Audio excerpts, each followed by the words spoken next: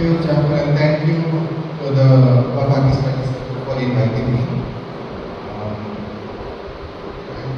I have 40 minutes to speak, but this is a very vast topic. And when I was told about the topic, what I found interesting is that it's called the role of media in our narratives. And I found that word narrative very interesting because that's basically what the media does. It tells us stories. And in this case, stories about war. So what I thought I would do is, instead of talking about specific conflict situations or sites in the world today, which will keep changing and each of them is unique in its own way, we can talk more about those in the Q&A, or if you have questions about them later on after I finish speaking. But I thought first I'll unpack these terms, what we mean by narratives and why wars are narratives. And then what do we actually mean by media and war? And this, I think, is important to question these two words before we start getting into the role of media and war. Because if you attended my semiotics class, you'll understand every time I talk about the confusion people have between words and meanings. So this is one of those situations where we have these two words and we understand them very differently from what the thing actually is. When we say war, we understand that word to mean one thing because it has meant something over many centuries and millennia. We understand it as this conflict between armies, something that is honorable, something that has relationships with patriotism or nationalism or loyalty or other good human feelings that we may taught to respect. But what we find today is that that word is one thing, but the thing itself is something totally different. What we mean by war has very little to do with how war is actually happening in the world today, how people experience war. So that's why it's important to make that distinction. The same thing holds true with the word media. Now, we might think of media in terms of information, in terms of sharing news, communication. Journalism also has this very positive connotation in the world today. The journalist risk their lives to give us stories, so on and so on. But again, that's what the word is. But the thing itself, again, is very different. So I'll talk a little bit about how the media works as well today, especially in the context of consumer capitalism, because that's mainly the media that we have. Capitalist media that's dependent on advertising. And that's, we'll see how that is very important in terms of why the media uses war the way it does, because of the type of media it is. So earlier when we were thinking about what the way forward is, about ethical journalism, about what media can do and so on, that can only happen if we understand the type of media we have and why we cannot really do anything else except what the media does. So what sort of media should we have in order to have different kinds of reportage or have different information about wars? Now, to talk about war in general first, now war is something that we may not understand is this situation of conflict between armies. We associate the army with war. We think of war as a kind of constant that has been there since centuries or millennia. That if you think of the depiction of war historically, if you think of how, if you've seen historical films for instance, or if you've seen historical depictions of war, you see this as a conflict between armies. Now, that is not the way that war functions today. Especially since the invention of aerial bombing. Bombing is actually very old. Sometimes forget that it was invented in the medieval period. People forgot about it for a long time until the 20th century. Today what we find is that aerial bombardment is actually the main way in which wars are conducted. That's what most people's experience of war is. So rockets, missiles, long-range missiles, or aerial bomb. This is very different from the way we imagine war as having to do with soldiers, armies, flags, and so on. So the first thing to recognize is that when we say war, we mean this sort of slaughtering of people, especially civilians, and the destruction of cities from afar, where people don't even see the people that they're killing.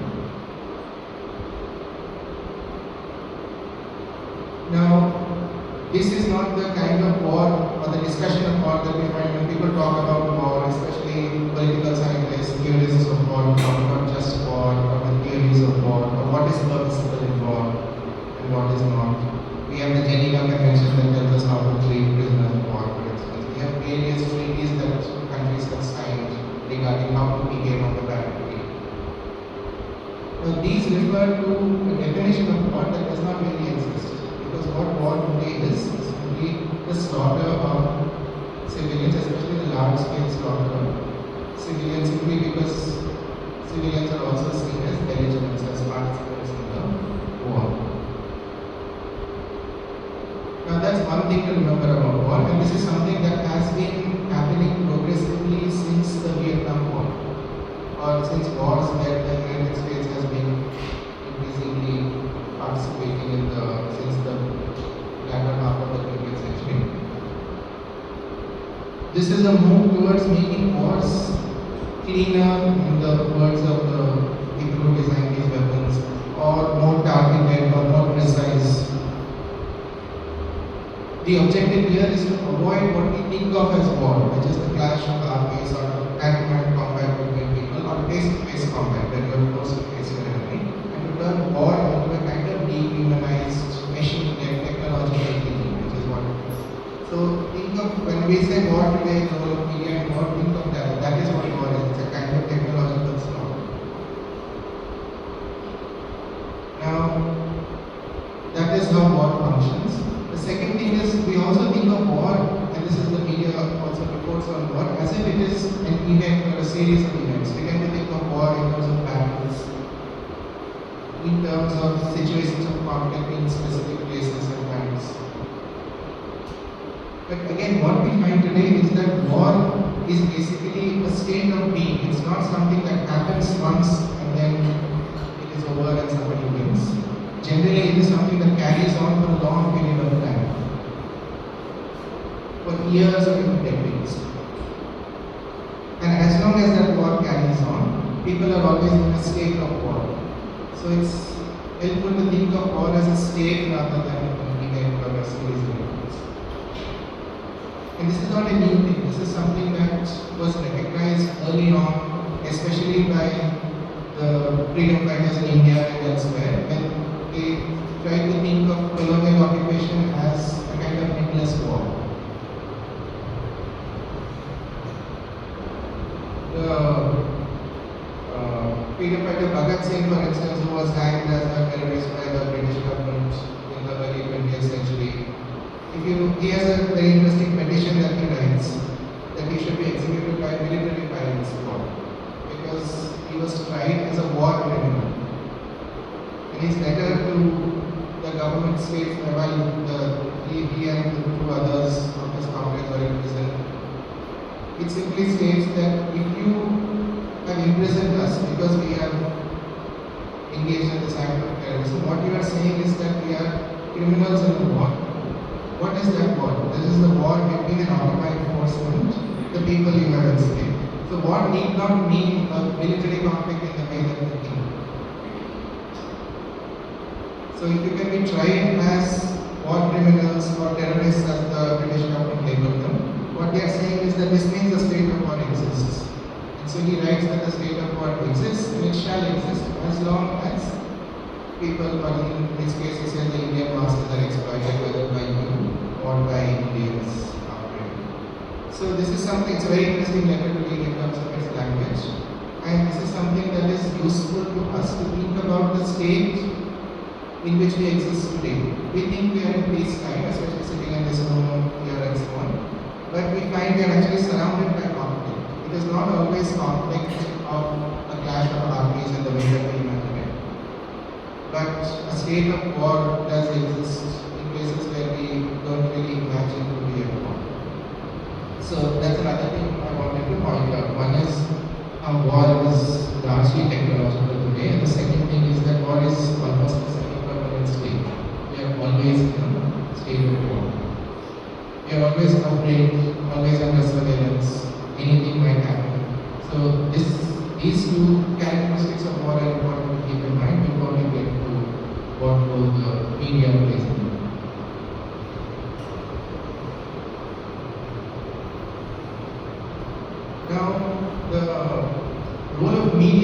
war is something that people started paying attention to starting in the early 90s. In 1991, there was what was today is called the first Gulf War, which was a war where the United States invaded Iraq because Iraq had invaded Kuwait next door and so on. Now, this was the first war that was in a way made for television. It was a televised war. It was fought in close coordination with the TV stations, the main TV channel at that time, which was CNN, which started exactly at that same time and became a huge corporation, became popular and something that is essential for journalism simply because of that war. And that war is interesting and was studied a lot, and people refer to it when they talk about media and war, because this was a war that was broadcast live. It was the first war to be completely broadcast live, so most people experienced it as a TV broadcasting between the ads or serials or other things they consume as entertainment. There was the scenes of the bombardment of Baghdad by American Air Force pilots.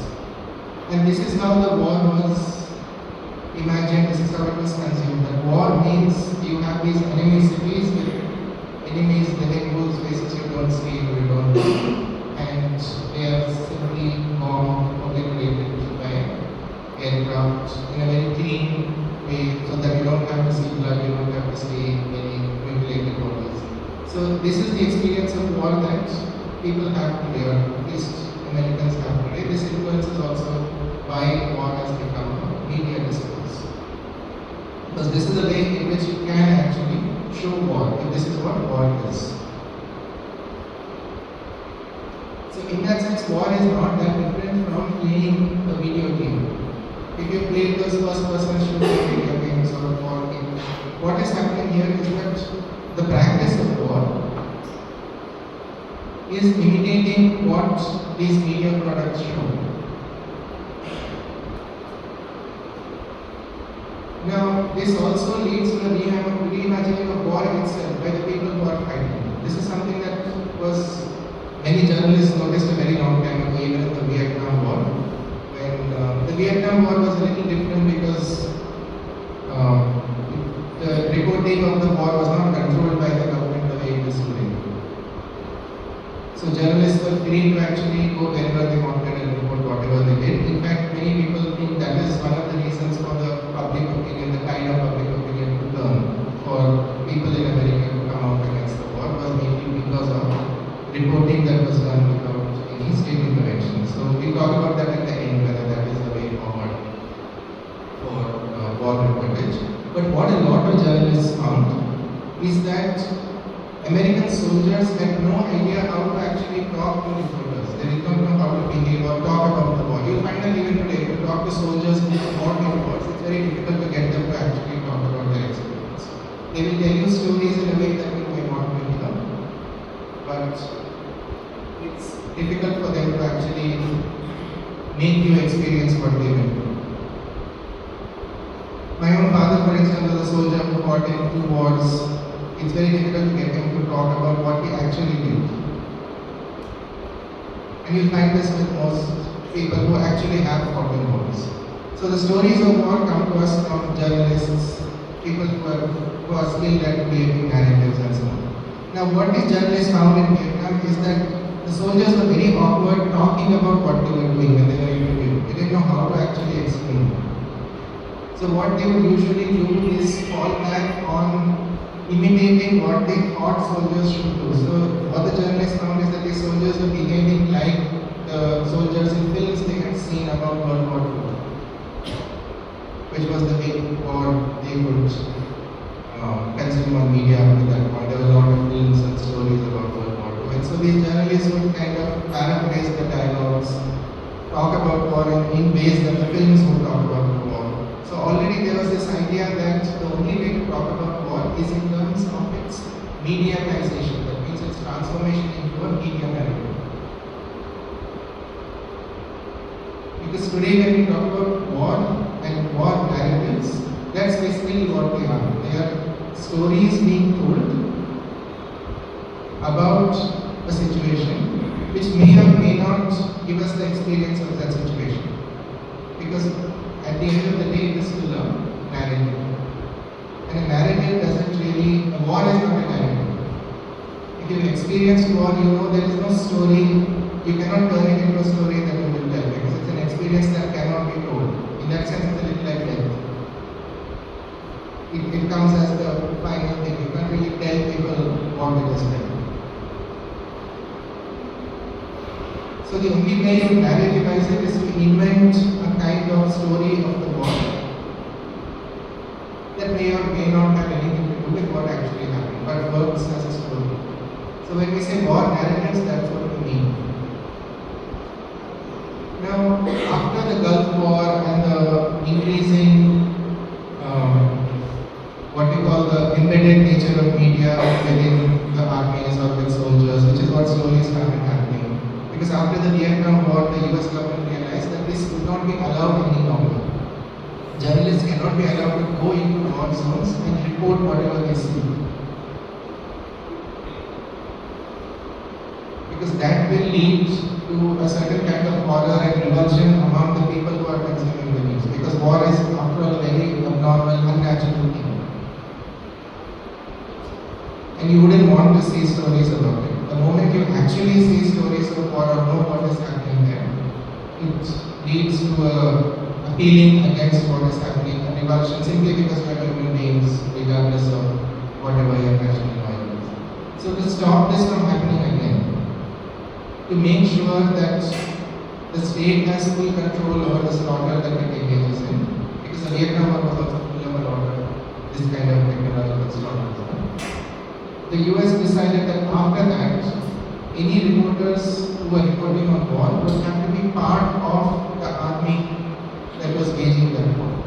So that is when these early attempts at embedding reporters in the US army started, which became perfected during the first Gulf War or the 1991 war, the invasion of Iraq, where the entire war was tailor-made for American audiences. So much so that even bombing was done at prime time in the US so that more audiences were given to watch. And that is basically where we are at today, where what we call war is basically a construction or a story that is told to media.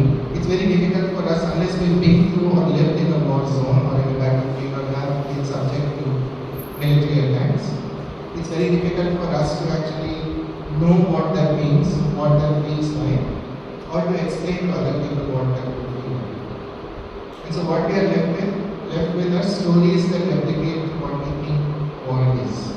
So when we say war narratives, that's basically what we mean. Now after the Gulf War, there were all these theories. Many of you might be familiar with the work of Noam Chomsky and others who started talking about what the media does, what role the media plays in capitalist democracies, what it will do to war and so on. And the idea here was that what the role of the media is, especially in today's capitalist context, is to build support for waging war. In other words, what Chomsky called manufacturing consent. So it's a key tool in creating a kind of hegemonic view of war, of making sure there is enough support in the country that is going to war for the conflict, so that the idea of supporting the troops, of being not opposing the state when it is waging war. So the media's role is basically the manufacture of consent. This was something that was a very dominant view in the 90s, the early 2000s and so on. Today what we find is something very different. Especially when we talk about the conflicts that are going on today, is that the media is also a key player not just in manufacturing consent, but in manufacturing the conflict itself. And this is happening because the times that we live in today, the age that we live in today, is an age where the media have seeped into every aspect of our lives. So there is nothing that we do that is not what we call mediatized. There is no unmediated existence that we can vary in. Even our personal interactions with each other, we need to go through some sort of technological medium. So even basic things like your education, your health, interacting with the government, with people in your community, even with your friends and family, all of that requires some sort of media. And increasingly so as the years go by. Now, what this leads to is that the media become the means by which we construct a reality. So we don't know how to experience the world, we come first experiencing it through the media. In other words, there is no unmediated reality anymore. It may be there, but we have forgotten how to experience it. So even human connection, basic human relationships, we don't know how to do it except through some sort of media, either social media or whatever other new media forms emerge. So when I say war is something that's constructed through the media, or the media manufacture conflict and not just the consent to engage in the conflict, that's what I mean. That it does that because anything that we do today, even in terms of politics or statecraft, or if you think, for instance, if you look at the presence of the current US president, you'll find that most of his outpourings are on Twitter or Truth Social or whatever social media platform that he uses. He is primarily a media star rather than an actual political leader. And that is how we also experience political leadership. We know our political leaders or our government because we have consumed their media personalities. We don't know who they are in real life. They may or may not even exist as real life because the only thing we've seen of them are their media portrayals. So they are basically characters in the story that media can tell. Now, conflict is no exception to this. Today we find that the kind of social conflict that we have in society, especially communal conflict or identity-based conflict, you'll find a lot of it is related to discourses that people consume through news media and journalism. So this idea that journalism or the news is somehow some kind of purveyor of truth or a provider of objective or neutral information is not something that exists today. Most of today's conflicts that we will find are traceable to something that people have consumed through media, either in terms of something that's ideological, such as the films that we see today about historical personalities, films that are shown about past conflicts and wars. You will find that people construct their own identities or what they feel about themselves through something they consume through a media discourse, either on television or film, or even on a video game.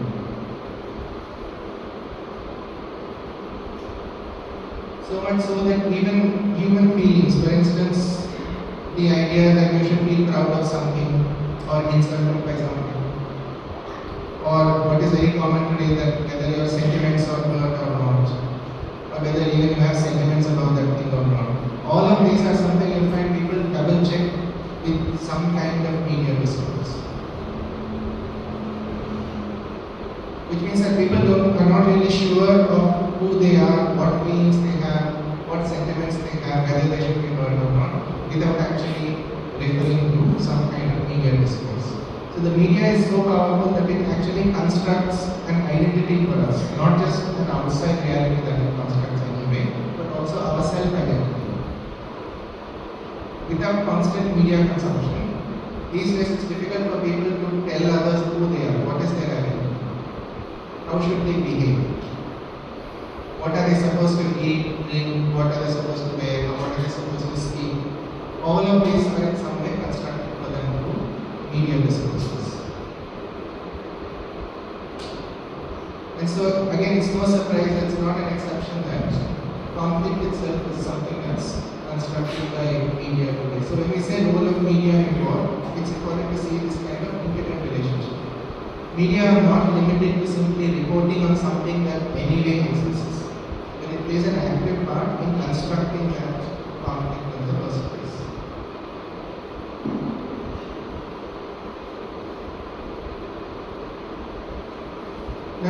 given all this, it's important to think of what sort of stories or narratives the media tells.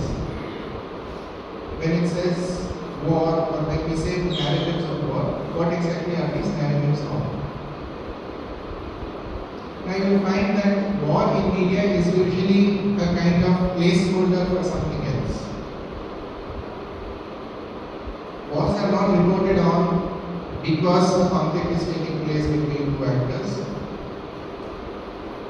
It's reported on because some kind of story has to be told, and usually it is a kind of ideological story that is being told. Going back to the first Gulf War, for instance, people pointed out that because it was the US invasion of Iraq, the story that was being told was one of backward Arabs ruled by a dictator being invaded for their own good by these Christian, white, liberal, democratic armies. The story of the war in the Balkans, which people have forgotten now, after the breakup of Yugoslavia in the 90s, was again a story of very ancient rivalries and animosities, almost tribal kind of conflicts, where these are thousands of years old, irresolvable conflicts between Christians and Muslims, and that is what is playing out in the battlefield. The way that the conflict in Palestine is reported, which is not really a war in the sense that we imagine it. It is basically a very brutal occupation which is reported on as if it is a war.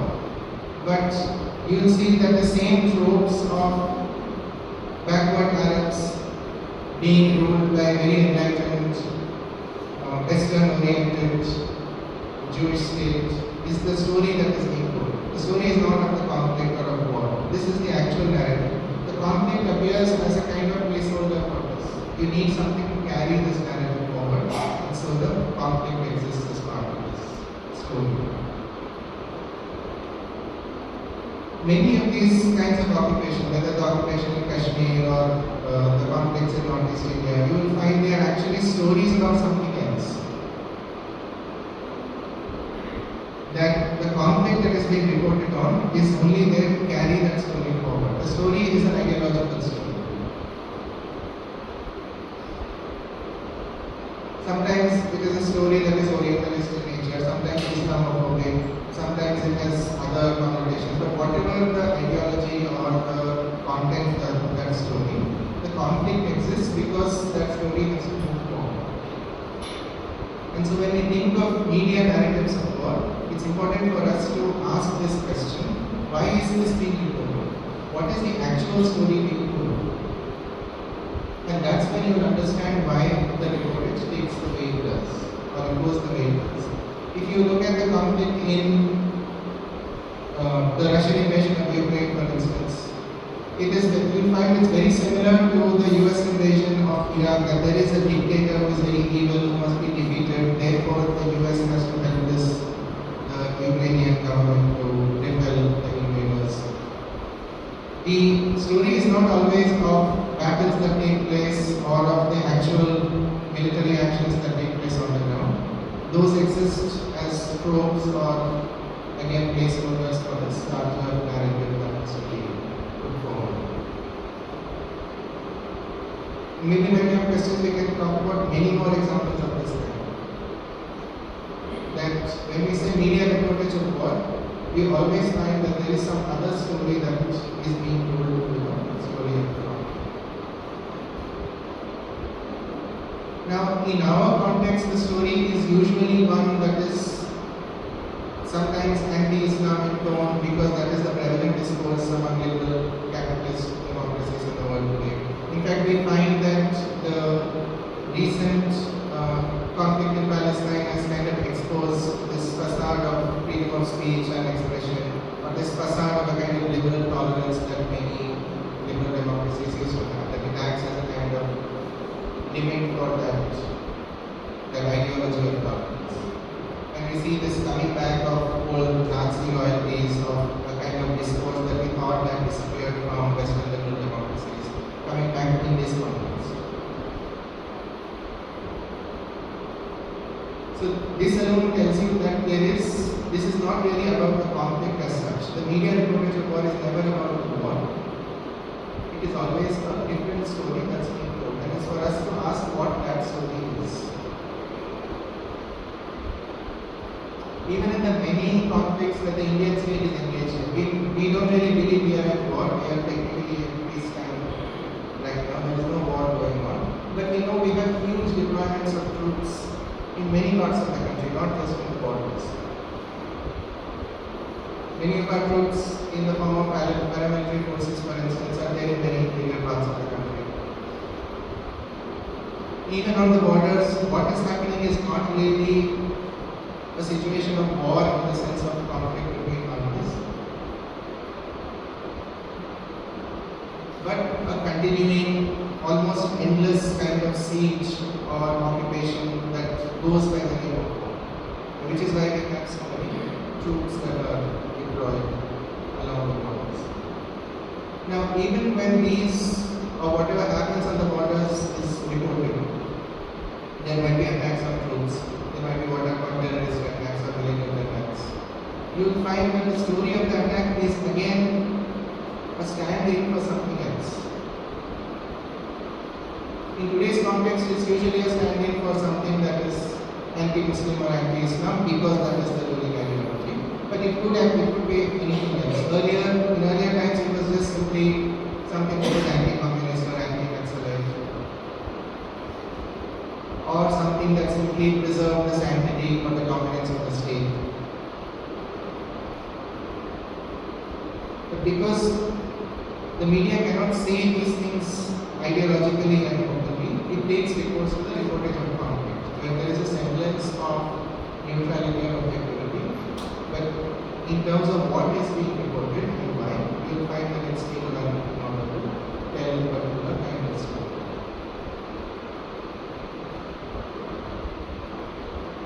This is something that there's this theory that maybe the James students will be familiar with about agenda setting, that the role of the media is to set the agenda, tell you what is important.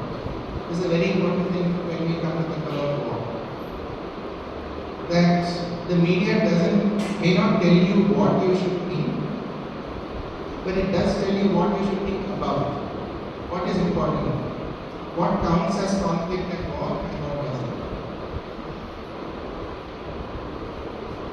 So that's another role that it plays in elevating certain things to the level of importance. We don't know a lot about many of the places where our troops are deployed, or paramilitary forces are deployed. What we do know are what is convenient in order to tell the story of the nationalist state or the need to protect the state, the need to preserve integrity, or to ensure the dominance of a particular religion and so on. So these are the stories that get told to conflict reporters.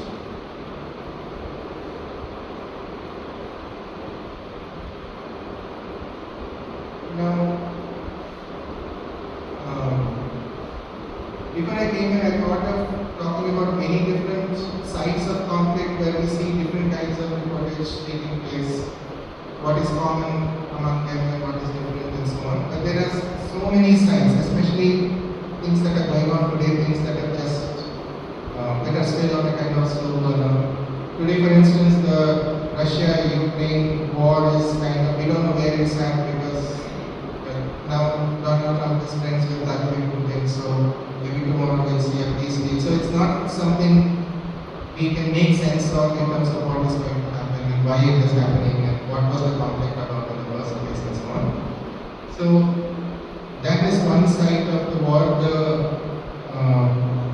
occupation of Palestine, what was called the war in Gaza, which has been dragging on now for so many years. That is, and now it seems to have ended with hostages being returned and prisoners being freed and so on. But if you look at the way that it's reported, you would be forgiven for thinking that that's all that is happening in Palestine. That there was a war in the last 2 years and now that war is ending because of this deal. So it's a way of obscuring the fact that the normalcy is actually a state of war. That this is a very long war which is not going to end simply simply with this resolution. Similarly, in Ukraine, the beginning of the war with the Russian invasion again obscures the fact that this is not such a simple issue of a military invasion and then the Ukrainian invasion. This is a conflict that involved the United States in a conflict between Russia and European powers that has been going on for a very long time. If we see wars that have just ended, wars in the Congo, the ongoing war in Yemen, which is not really being reported, the conflict in Syria, which was reported on for a time when it began, but then the media quickly lost interest because it was very confusing and they did not know what story to tell. Until it dragged on for years and years. Similarly, there are all sorts of other conflicts that go on in different parts of the world, which we don't hear about until it suits some sort of narrative or some sort of ideological story to be told. So it's also important to ask that question, which wars get reported on? Are there no other conflicts ongoing in the world other than these that we reported on? And if there are, then what makes this difference? Why is it that we know about certain things and we don't know about others? Or at what point does something become worthy of reportage and why? So a lot of times in the media, it's important to ask the question why something is not reported, rather than to ask the question of how something is being reported. So ask the question of absence rather than presence.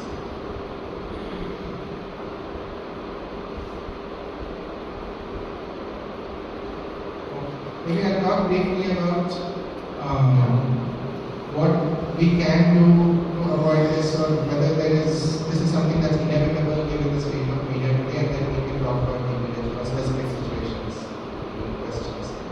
Now, I said earlier that this is something that's a given the kind of media that we have, that in a capitalist, advertising-driven media, war provides something that nothing else does. Because what war does is it creates both a supply of news but also the demand for news. So war is something that's invaluable for any kind of ad or capitalist driven news media. It creates a supply of news because conflict always drives stories and narrative. That's what a story is. It's a description of some kind of conflict. So the media needs war in order to create conflict. Without war, if everybody is at peace, there is really no need for you to consume news. There is no need for journalism in the first place. And we can argue about that, but basically that's what journalism is. It's a reportage of conflict.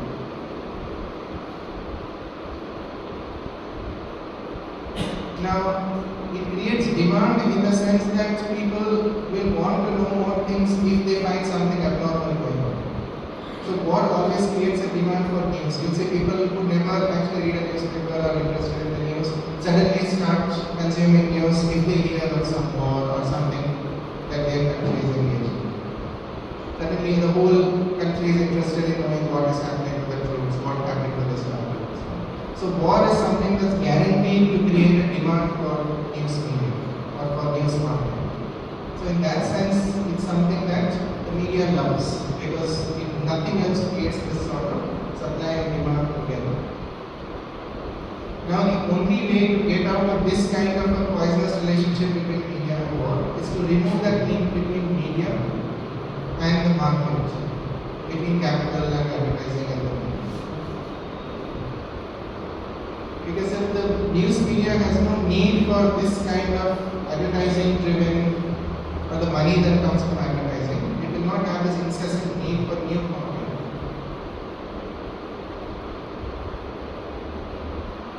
As long as there is this relationship that the media exists in order to create profit through advertising, it will have this relationship to war. Because it can't think of anything else that would give it the same kind of eyeballs or the content that drives people to consume. So one would be that to have a different kind of media that is funded differently, so that journalists have a different relationship to telling stories. The second thing is to have journalism that comes from the place where the conflict is, because only if you have experienced it do you know what that conflict is.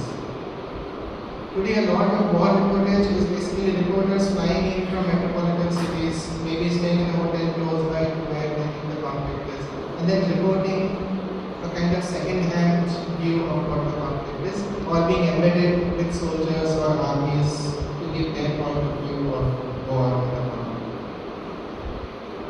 So moving to journalism that is more organic, that is giving us stories of people who are actually affected, is another way that you can have a different relationship with the media.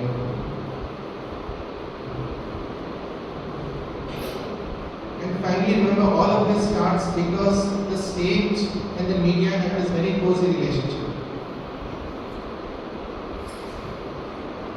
We think of media as being free and independent in many democratic countries. We know today that that's not the case.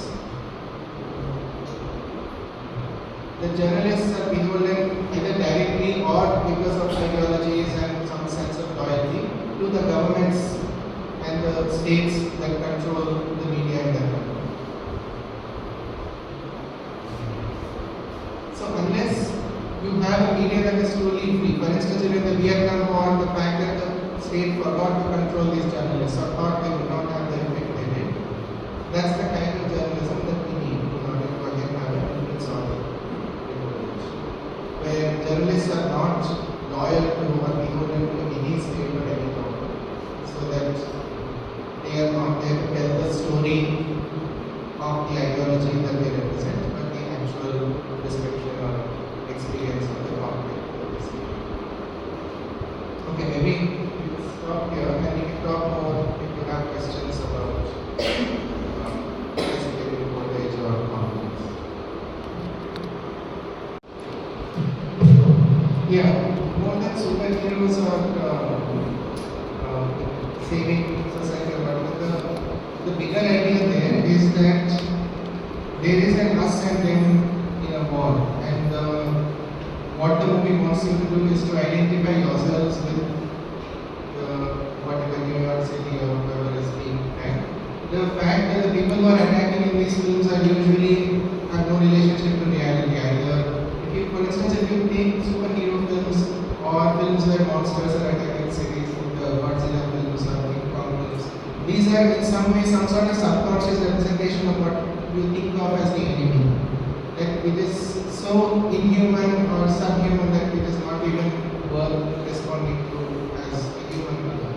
So it's a kind of stand-in for, so the moment you see superhero films or you see aliens attacking your cities, it becomes easy to then relate or think of any enemy as representing something that's not human, therefore does not deserve the same kind of interaction that you have with a human. So it's more like a metaphor for thinking about the enemy than literally aliens or monsters. Again, it's very easy to say to have a media that is out of state control or something that's independent. It's not really possible for us to do that in today's context. It was actually easier to do that before we had digital media or new media or whatever we call it today. It was easier to have media that is independent or outside the state. You could print your own newspapers, you could create your own broadcast radio or TV channel. You could escape the state. You had many different ways to do that. Today, what digital media has done in many ways is a kind of centralization of state control. It's very easy for the state to control the point of consumption of the media. That's why, for instance, India is, I think this year we are the second largest country, the country where we have the most number of internet shutdowns. We were consistently the country with the largest number of internet shutdowns for the last few years. I think this year Myanmar has superseded us or taken our place by one incident. So, now, the reason this is done is simply this, in order to, because that is itself, having the internet is a kind of weak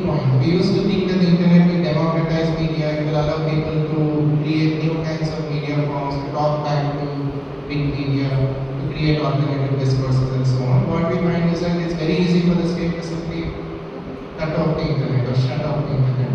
It does that routinely and for any reason. It does not have to be in a context zone.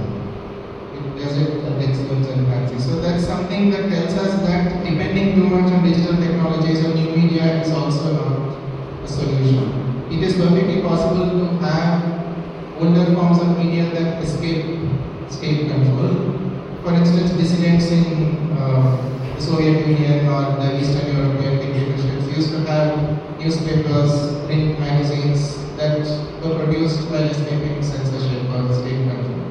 So the only solution is to create those kinds of media forms or media resources for which you don't have to depend on capitalist or state-centered infrastructure. Enactment of what the US did in the first Gulf War and it does in all its conflicts, even in the invasion of Iraq that happened in Iran, where most of the news came from, for instance, Bafaqi became famous for reporting from Kargil, dressed in the flak jacket and the helmet, and then reporting from the front lines. Now, journalists were basically playing out the role of the war reporter that they themselves had created. So Kargil was a kind of test case in terms of how far you can go in controlling the media, where the media become the state, that they accompany soldiers to the war front and then tell you the state's viewpoint in terms of what is going on. So in that sense, the story of Kargil that we have today is basically the story of the state. It's not a story of the conflict. We don't actually know much about the conflict at all, unless you talk to soldiers, and they will not tell you much. So Pulwama is again very similar, where nobody really knows what exactly happened, how the attack took place, but the story is then constructed later on. Similarly, those Balakot missile attacks where sent missiles across the border and so on, are a similar kind of story. There, in fact, there may not even be a conflict to create a story around. This is a story that is created without the conflict itself. This is a kind of what we like to call a simulacrum, where you create something that has no basis in reality. There was a very interesting film that came out, I think, in the early 2000s called Back the Dog, with Dustin Hoffman, which talked about this very similar kind of. It was inspired by what the US was doing at that time with its media and its soldiers. And this is the story of how a media outlet, because it has to boost its ratings, and the president also has to boost their election chances, create a war which doesn't actually exist. It only exists in the media. So it's something that is staged for the benefit of the media so that it can be reported on. So a lot of what passes for conflict, especially at the borders, where none of us is actually going to check, or very few people are actually impacted by this. So you don't know who to ask in terms of what's going on, you don't know who to trust in terms of reporting. So yeah, so that's, so all these are really good points to raise in terms of how conflicts are constructed. So in that sense, there are no rules for journalism, because journalism itself is not something that everyone has the same understanding of what its purpose is, what it is supposed to do, why does it exist in the first place, and so on. So different countries have different principles. None of them are actually followed in terms of so for instance, the values that we teach journalism students of objectivity, neutrality, truthfulness and so on, these are actually, they may exist in theory, but they are very difficult to implement in practice, simply because journalism doesn't exist in the way it does that we talk about it in the real world, where you need to tell a story. And in order to tell that story, you may have to create all kinds of facts. You will see things differently. So once you're working as a journalist, because of the type of media that we have, it's perfectly possible to create rules and sets of ethics that are shared around the world. In fact, there are organizations that do that. There are organizations of journalists. The UN also has guidelines for journalists and so on. But what we find is those are very fine in theory, but the media is not of the type that will. So the image that we have of the media is not how the media actually exists in reality. So what journalists do is not what those guidelines were meant for. Journalists are basically storytellers who represent certain interests. These guidelines are for a kind of ideal journalist who doesn't really exist. That's the problem is this disconnect between having rules and having a different kind of practice. It's similar to how war is carried out. We have rules of war, but we know that nobody actually follows rules of war simply because war doesn't exist in the way those rules imagine. That kind of war of conflict between armies is not what war is. So it's similar with journalism. That what we call journalism is actually not what we imagine.